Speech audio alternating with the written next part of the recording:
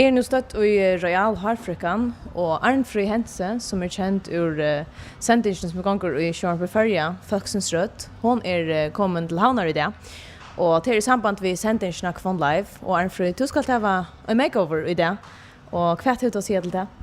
Jag vet inte, det är spännande. Jag är öppen för utland. Jag är spänd att veta vad resultaten kommer till. Har du nästan för finns makeover? Nej. Och nu är vi så här i Royal Hárfríðkan. Och nu ska du så vara hargjörst. Gånger du ofta till frisör? Jag vet inte. Cirka 3 månader vid först blöda långt i mitten till hvis man ska långstens till jolar eller stora föringar där och växlar och sånt. Marianne, du nu hukt efter haren till Arnfríð och du har följt på här och hur är det här känner? Hon är ordentligt gott här. Ordentligt neck här och jag är bra allt till. Märker du av haren att hon inte slaktade och fönade? Ja. Jag syns då. Märker det, ja. Har du sånare att du säger man? Ja, hon har sånt här. Bortsett från att hon är öjla några ljusa stryper så det är nog störst ut i änden. Och kvart först du så gör vi gärna i det? Jag att mig ordentligt friskan upp.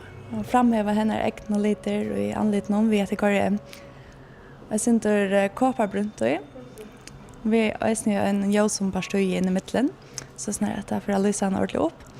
Och så också jag för att klippa henne en ordentligt fixa frisyr som kanske inte kräver att hon ska styla det så öliga nägg. Det ska helst vara en frisyr som hon dora sätta till vanliga dagar. Ja, hon ska ha pent här kvänta. Arnfríð, vad säger du till det som Marianne just nu säger? Låter gott? Ja, det gör öliga gott, ja. Jag är spänd. Tar du vaskar har plejer du att bruka några olika produkter till har att han eller hur ser det ut? Nej. Det är självtan onkel då är ganska. Nej. Som ofta så färdig bara vart ut i naturen. Du blir inte gånga funna där? Nej. Färdig ut i vatten här. Nu är det också så öliga populärt att bruka GHD, slattegöten som man kan slatta har och krulla har och göra imist vi har. Plejer du att bruka till henne kan du? Nej, men jag känner att det från dottern. Hon brukar slattegöten till hon är så öjligt krulla har. Nej, jag tar mig inte, nej. Jag brukar ta på sånt. Jag är så naturlig som möjligt. Jag vill vara så naturlig som möjligt. Och hur spelar det till att du heter så snär? Alltså, jag vill vara som naturen har skapat mig. Jag vill att det naturliga ska inte något konstigt. Ja? Men så lukar du öppen för att pröva också något vi inte har någon? Ja, självande. Jag vill ha akkurat här som är nämnt att sätta och jag kan inte ut i mitt sägen så jag tror mig kanske stanna flera timmar gör här ungefär ut sägen det är bäst till. Det är ganska övigt hvis man ska föringa det ett lockstanna. Ja, nämligen att det tar ska man göra sin extra hvis man ska ut alltså. Men inte så vanligt eller dagligt. Nej. Det blev det flänna att det först det kort jont vi en vänin till Vox arbeta flaggarversion. Hon flänte alltid i maten när jag kom ut i bilen vi frysa hon har i bussen i handen. Så det är inte något att du brukar lägga tid på morgonen? Nej, slett inte, nej. Och vi är nu som sagt i Royal Hárfríðkan och Marianne hon får så att fixa här där man löter och hon får med till annat att leda där och klippa där och vad är du spänd på att veta vad det är det Ja, jag är spänd, öjligt spänd. Jag hoppas säger hon känner mig att det kommer så rätt. Arnfríð, nu du finns en liten goj och en stryp i östning i Harry och nu är det så halt vi vill vaska ur. Är du spänd? Ja, öjligt spänd. Ja. Marianne, har du kostat några särskilda produkter i Harry känner nu? Alltså, ja. Nu vaskar jag vi någon shampoo som stäcker farven i överska.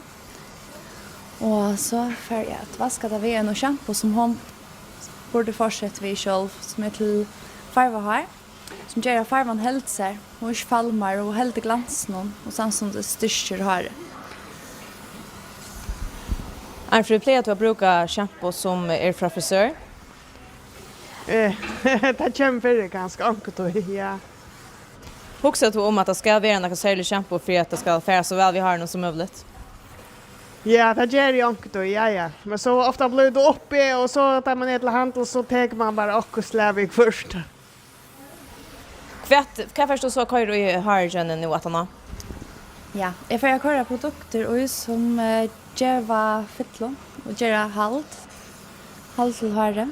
Så är snär att jag tåler att han vintern och ta under ute och köra in och att han stadigt fick pent har han kommer in efter och ja. Och nu är det här i sjön det vått, men hur ser det ut? Det ser ordentligt läckert ut.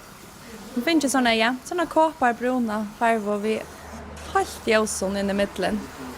Så det var spännande att få föna så kört att det ger vi hona i anledning någon och vi äckna lite att för ordla framhäva. Arnfríð, nu finns en kopparbrun lit vi har och syndra kviten i ösne. Kvart damer där hela tiden.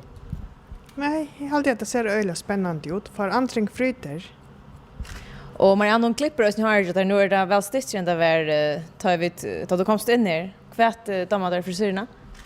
Nej, jag hade att det var bara helt flott. Man kan också se att anlitsformen och litren är brött. Är det något om det här Marianne att hvis man bryter frisyrerna så ser anlitlet nervös ut? Helt säkert. Det är otroligt att säga för hur frisyren är och hur färgen är. För anlite och höftform och ja, färger. Så du är bara väl nöjd och har inte näka att fylla stadiet där? Nej, inte än. Nej. Jag ska nog råpa av det. Heldur du att det är först som du känner för att känna till efter? Jag är inte allvarligt. Så känner jag mig rutten där för 2 sekunder. Det var ganska synd chockerande eller vad? Inte det. Blev flera år yngre. Det var Jankel med döttrarna kommer. Det var stått låt. Arnfríð, nu är här där så just och kvart du så säga till Urslite. Superflott. Dejligt. Läckert. Verkligen dejligt. Ordentligt flott. Gott handverk. Det är så harre och det är så bara en pastor som ska hända det så ska det också med kläder, skäckvar och makeup och hur ser du på det som för att hända resten av det nu? Öjligt spännande. Öjligt. Stolt att höra jag blev flera år yngre. Det var ordentligt spännande, ja. Marianne, har du några goda till Arnfríð vad hon ska göra för att kanske att halta färgerna? Ja, jag hade hon ska bruka shampoo till färger här och conditioner till ösne. Och ja, faktiskt och så en stylingprodukt som ger halt till frisyrerna. Är du spänd till att du får söka Arnfríð nu att i showarfnon i sändningen i Folksens rött?